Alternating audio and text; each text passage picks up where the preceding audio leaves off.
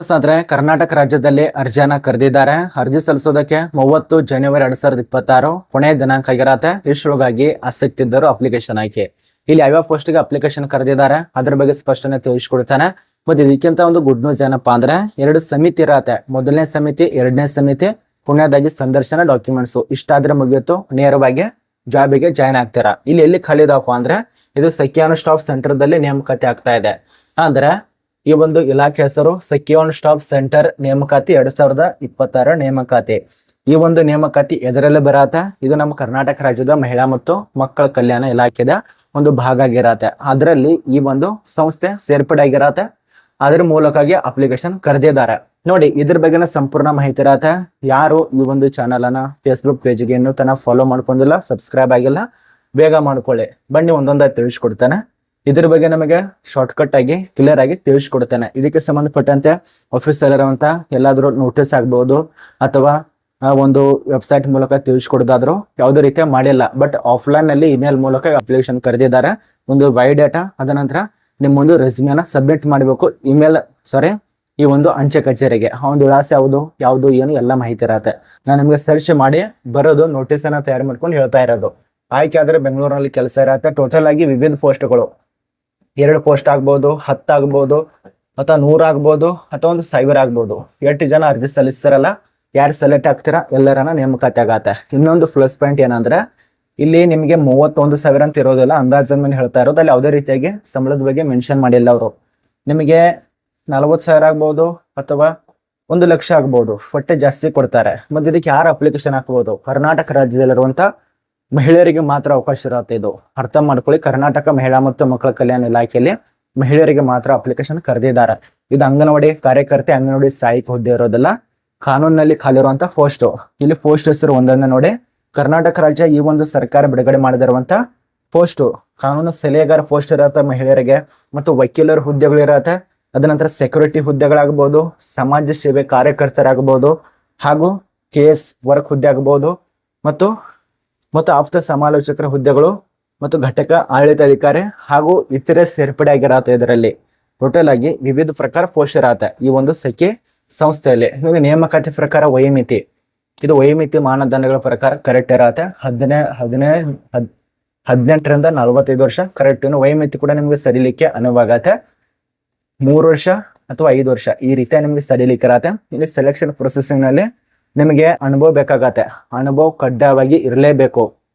ತಮ್ಮ ಕ್ಷೇತ್ರಗಳಲ್ಲಿ, ಕಾನೂನು ಕ್ಷೇತ್ರದಲ್ಲಿ ಸುಮಾರು 5 ವರ್ಷ ತನಕ ಎಕ್ಸ್ಪೀರಿಯನ್ಸ್ ಇರಬೇಕಾಗತ್ತೆ. ಅರ್ಥ ಮಾಡ್ಕೊಳ್ಳಿ, 5 ವರ್ಷ ಮಹಿಳೆಯರಿಗೆ ಎಕ್ಸ್ಪೀರಿಯನ್ಸ್ ಬೇಕು ಕಾನೂನು ಸೇವೆಗಳಲ್ಲಿ. ಇಲ್ಲಿ ನೇಮಕಾತಿಗೆ ಸಂಬಂಧಪಟ್ಟಂತೆ ಏನಾದರೂ ಅರ್ಜಿ ಸಲ್ಲಿಸಿದ್ರೆ ವಿದ್ಯಾರ್ಹತೆ ಪದವಿಯನ್ನ ತೆರಗಡೆ ಹೊಂದಿರಲೇಬೇಕಾಗತ್ತೆ. ಪದವಿ ಕಡ್ಡಾಯವಾಗಿ ಆಗಿರಬೇಕು. ಕಾನೂನಲ್ಲಿ ಪದವಿ ಆಗಬಹುದು, ಸ್ನಾತಕೋತ್ತರ ಪದವಿ ಆಗಬಹುದು. ಅದೇ ರೀತಿಯಾಗಿ MSW ಹಾಗೂ ಸ್ವಯಂ ಸೇವೆ ಸಂಸ್ಥೆಯಲ್ಲಿ ಕೆಲಸ ಮಾಡಿದಂತ 5 ವರ್ಷದ ಅನುಭವ ಬೇಕಾಗತ್ತೆ. ಅದನ್ನ ಕೊಟ್ಟಿದ್ದಾರೆ. ಎಲ್ಲೆಲ್ಲಿ ಆಗ್ಬಹುದು ಅದೆಲ್ಲ ಮುಗಿಸಿರ್ಬೇಕು. ಅರ್ಧ ಶುಲ್ಕ ಅಂತ ಇರೋದೆಲ್ಲ ನಿಮ್ಮ ವರ್ಷಕ್ಕೆ ಸಂಬಂಧಪಟ್ಟಂತೆ ಅನುಭವ ಕೂಡ ಅನುವಾಗತ್ತೆ. ನೋಡಿ, ಅರ್ಜಿ ಸಲ್ಲಿಸುವಂತ ಒಂದು ಮಾಹಿತಿ ಇರತ್ತೆ. ಮತ್ತು ನಿಮಗೆ ಎಲ್ಲಿ ಅಪ್ಲಿಕೇಶನ್ ಹಾಕಬೇಕು, ಪ್ರಮುಖ ಡಾಕ್ಯುಮೆಂಟ್ಸ್ ಬಗ್ಗೆ ಸ್ವಲ್ಪ ಮಾಹಿತಿ ನೋಡಿ. ನೇರವಾಗಿ ಅಪ್ಲಿಕೇಶನ್ ಹಾಕುವಂತ ಅಭ್ಯರ್ಥಿಗಳು 17/1/2026ರಿಂದ ಸ್ಟಾರ್ಟ್ ಆಗಿರತ್ತೆ. ಇದು ಪ್ರಾರಂಭ ದಿನಾಂಕ. ಇದಕ್ಕಿಂತ ಸ್ವಲ್ಪ ಬೇಗನೂ ಸ್ಟಾರ್ಟ್ ಆಗಿದೆ. ಇನ್ನು ಕೊನೆಯ ದಿನಾಂಕ 30 ಜನವರಿ 2026 ತನಕ ಅವಕಾಶ ಕೊಟ್ಟಿದ್ದಾರೆ. ಅಷ್ಟರೊಳಗಾಗಿ ಅಪ್ಲಿಕೇಶನ್ ಹಾಕಿ. ಯಾವೊಂದು ಸಂಸ್ಥೆ ಇಲ್ಲಿ ನೋಡಿ. ನೀವೇನಾದ್ರೂ ಅಪ್ಲಿಕೇಶನ್ ಹಾಕ್ತಾ ಇದ್ರೆ ಸಂಸ್ಥೆ ಹೆಸರು ನೋಡಿ. ಮತ್ತೆ ಏನಾದ್ರೂ ಡೌಟ್ ಇದ್ರು ಕೂಡ ಒಂದು ನಂಬರ್ ಕೊಟ್ಟಿದ್ದಾರೆ. ಈ ಒಂದು ನಂಬರ್ಗೆ ಕಾಲ್ ಮಾಡಿ ಹೆಚ್ಚಿನ ಮಾಹಿತಿ ಗೊತ್ತಾಗತ್ತೆ. ಇನ್ನೊಂದು ಹೇಳ್ಬೇಕು ನಿಮಗೆ, ಇದಕ್ಕಿಂತ ಜಾಸ್ತಿ ಆರ್ಟಿಕಲ್ ಸೆಪರೇಟ್ ಆಗಿ ಒಂದು PDF ಫಾರ್ಮ್ ಮೂಲಕ ಆರ್ಟಿಕಲ್ ಅನ್ನ ಅಪ್ಲೋಡ್ ಮಾಡಿದ್ದೇವೆ. ಟೆಲಿಗ್ರಾಮ್ ಗ್ರೂಪ್ ಚೆಕ್ ಮಾಡ್ಕೊಳ್ಳಿ. ಟೆಲಿಗ್ರಾಮ್ ಗ್ರೂಪ್ ಲಿಂಕ್ ಏನಿದೆ ತೆಳಗಡೆ ಡಿಸ್ಕ್ರಿಪ್ಷನ್ ಬಾಕ್ಸ್ ಅಥವಾ ಅಬೌಟ್ ಸೆಕ್ಷನ್ ಇರುತ್ತೆ, ಚೆಕ್ ಮಾಡ್ಕೊಳ್ಳಿ. ಇಲ್ಲಿ ನೋಡಿ, ಯಾವೊಂದು ಸಂಸ್ಥೆಯಲ್ಲಿ ಇದು ನೇಮಕಾತಿಗೆ ಸಂಬಂಧಪಟ್ಟಂತೆ ಮಾಹಿತಿಯನ್ನು ತಿಳಿಸಿಕೊಟ್ಟಿದ್ದಾರಪ್ಪ ಅಂದ್ರೆ ಇಲ್ಲಿ ನಿರ್ದೇಶಕರ ಕಚೇರಿ, ಮಹಿಳಾ ಮತ್ತು ಮಕ್ಕಳ ಕಲ್ಯಾಣ, ಬೆಂಗಳೂರು ನಗರ ಜಿಲ್ಲೆ, ಸುಧಾರಣಾ ಸಂಸ್ಥೆ, ಸಂಕೀರ್ಣ ಡಾಕ್ಟರ್ MH ಮರಿಗೌಡ ರಸ್ತೆ, ಬೆಂಗಳೂರು. ಈ ವಿಳಾಸಕ್ಕೆ ನೇರವಾಗಿ 30/1/2026 ಮುಂಚಿತವಾಗಿ ಅಪ್ಲಿಕೇಶನ್ ಹಾಕಬೇಕು. ಎಲ್ಲಿ ನಿಮ್ಮ ಒಂದು ರೆಸ್ಯೂಮೆ, ಬಯೋಡಾಟಾ ಅಂಚೆ ವಿಳಾಸಕ್ಕೆ ಸಬ್ಮಿಟ್ ಮಾಡಬೇಕು. ಆ ಒಂದು ಅಂಚೆ ಕಚೇರಿ ವಿಳಾಸ ಇಲ್ಲಿದೆ ನೋಡಿ. ಈ ಒಂದು ವಿಳಾಸಕ್ಕೆ ಸಬ್ಮಿಟ್ ಮಾಡಿ. ಇದು ನಿಮಗೆ ಕರೆಕ್ಟ್ ಆಗಿ ಮಾಹಿತಿ ಅರ್ಥ ಆಗಿದೆ ಅಂತ ಅನ್ಕೋತೀವಿ. ಮತ್ತು ಬೇಕಾಗುವಂತ ಡಾಕ್ಯುಮೆಂಟ್ಸು ನಿಮಗೆ ಗೊತ್ತಿರುವಂತೆ ಈಗಾಗಲೇ ಆಧಾರ್ ಕಾರ್ಡು, ಅನುಭವದ ಪ್ರಮಾಣ ಪತ್ರ, ಕಡ್ಡಾಯವಾಗಿ ಸರ್ಟಿಫಿಕೇಟ್ ಬೇಕು. 2026 ನೇಮಕಾತಿ ಪ್ರಕಾರ ಕಡ್ಡಾಯವಾಗಿ ಅನುಭವ ಸರ್ಟಿಫಿಕೇಟ್ ಬೇಕು. ಮತ್ತು ಮಹಿಳೆಯರಿಗೆ ಅವಕಾಶ ಇರತ್ತೆ. ಬೇಕಾದ್ರೆ ಒಂದ್ಸರಿ ಗೂಗಲ್ನಲ್ಲಿ ಅಥವಾ ಯೂಟ್ಯೂಬ್ದಲ್ಲಿ ನಮ್ದು ಚಾನಲ್ ಅಂತ ಅಷ್ಟು ನೋಡಬೇಡಿ, ಬೇರೆದ ನೋಡ್ಕೊಳ್ಳಿ.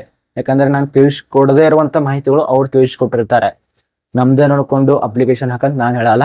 ಬಟ್ ಇನ್ನಷ್ಟು ಹೆಚ್ಚಿನ ಮಾಹಿತಿ ಕೂಡ ನಿಮ್ಗೆ ಗೊತ್ತಾಗತ್ತೆ. ಬೇರೆ ಒಂದು ಗೂಗಲ್ನಲ್ಲಿ ಅಥವಾ ನಿಮ್ಮೊಂದು ಯೂಟ್ಯೂಬ್ನಲ್ಲಿ ಸರ್ಚ್ ಮಾಡಿ ಇದರದ್ದು ಸಂಸ್ಥೆ ಹೆಸರು ನೋಡಿ ಯಾವುದಿದೆ. ಸಖಿ ಆನ್ ಸ್ಟಾಫ್ ಸೆಂಟರ್ ಅಂತ ಹೇಳಿ. ಈ ಒಂದು ಸಖಿ ಆನ್ ಸ್ಟಾಫ್ ಸೆಂಟರ್ ನೇಮಕಾತಿ ಸರ್ಚ್ ಮಾಡ್ಕೊಳ್ಳಿ. 2026 ನೇಮಕಾತಿ. ಇದಕ್ಕೆ ಸಂಬಂಧಪಟ್ಟಂತೆ ಎಲ್ಲ ಮಾಹಿತಿ ಇನ್ನಷ್ಟು ಬರತ್ತೆ. ಅದನ್ನ ನೋಡ್ಕೊಂಡು ಅಪ್ಲಿಕೇಶನ್ ಹಾಕಿ. ಅಥವಾ ಇದಕ್ಕೆ ಸಂಬಂಧಪಟ್ಟಂತೆ ನಾನು ಇವತ್ತೇನು ವಿಡಿಯೋ ತಿಳಿಸ್ಕೊಟ್ಟಿನಲ್ಲ, ನಾಳೆ ಮುಂಜಾನೆ ಅಥವಾ ಇವತ್ತು ಸಾಯಂಕಾಲ ಇದಕ್ಕೆ ಸಂಬಂಧಪಟ್ಟಂತೆ ನಾನು ಆರ್ಟಿಕಲ್ ಅನ್ನ ಅಪ್ಲೋಡ್ ಮಾಡಿದ್ದೇನೆ ಈಗಾಗಲೇ ಟೆಲಿಗ್ರಾಮ್ ಗ್ರೂಪ್ದಲ್ಲಿ. ಚೆಕ್ ಮಾಡ್ಕೊಳ್ಳಿ. ಪ್ರತಿಯೊಂದು ಮಾಹಿತಿ, ನೋಟಿಸು, ಅಪ್ಲಿಕೇಶನ್ ಲಿಂಕ್ ಎಲ್ಲ ಇರತ್ತೆ.